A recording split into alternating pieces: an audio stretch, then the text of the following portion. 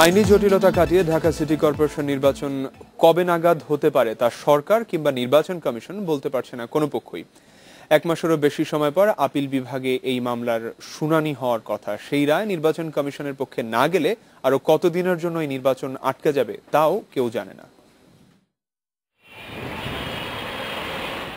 Dhaka city কর্পোরেশনের সবশেষ নির্বাচন হয়েছিল 10 বছর আগে 2002 সালে। পরে নির্বাচন হওয়ার সময়ও পেরিয়ে গেছে 5 বছর আগে 2007 সালে। তবে মেয়াদ শেষ হওয়ার পরও আলোর মুখ দেখেনি ডিসিসি নির্বাচন। বর্তমান নির্বাচন কমিশন দায়িত্ব নেয়ার পর চলতি বছরের 24শে মে ভোটের দিন ঠিক করে ঢাকার 2 সিটি কর্পোরেশনের তফসিল ঘোষণা করে।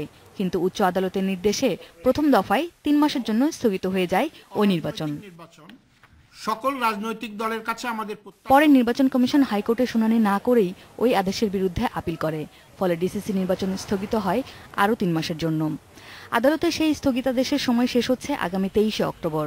আগামী 11ই অক্টোবর সুপ্রিম কোর্টের পূর্ণাঙ্গ বেঞ্চে শুনানি হবার কথা রয়েছে।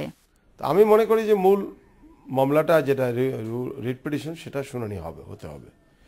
অ্যাপিলেট ডিভিশন যে অর্ডারই হোক না কেন, অ্যাপিলেট ডিভিশনে গেছে ওই স্টে অর্ডার এগেনস্টে। স্টে অর্ডার এগেনস্টে গেলে স্টেরা হয়তো ভ্যাকেট করে দেবে অথবা বলবে যে তোমরা রিট পিটিশনটা শুনানি করো, ওই ডাইরেকশন দিয়ে দেবে।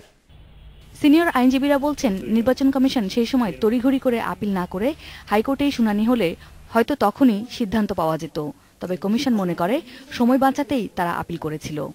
হাইকোর্টে যদি আদেশ হতো, এমনও তো হতে পারত যে হাইকোর্টে যদি আমাদের পক্ষে না আসে তাহলে আমাদের আপিল করতে হতো, তাতে সময়টা আরও বেশি কর্তন হতে পারত। এগুলো সবই ভবিষ্যতের উপর নির্ভর করছে। কাজে আমরা সময় কমাবার জন্য অ্যাপিলে করেছি, যাতে অ্যাপিলেই শেষ হয়ে যায় বিষয়টা। পিআইএল মামলা করা হয়েছে, তাতে বলা হয়েছে যে এটা হালনাগাদ করা হয়নি, সীমানা নির্ধারিত করা হয়নি। আমার মতে এটা আইনের ব্যাখ্যার প্রয়োজন আছে। হাইকোর্টে শুনানি না হওয়ায় সরকারের প্রতি যে রুল জারি করা হয়েছিল তার জবাব নিয়েও আলোচনা হয়নি। তবে রাষ্ট্রপক্ষের আইনজীবীর বক্তব্য অনুযায়ী কতদিনে এই আইনি জট খুলবে তা বলতে পারছেন না কেউই। বিভক্ত হওয়ার পর থেকে প্রশাসকরাই চালাচ্ছেন ঢাকা সিটি কর্পোরেশন। মেয়াদ শেষ হয়, এরই মধ্যে একবার প্রশাসক বদলও হয়েছে।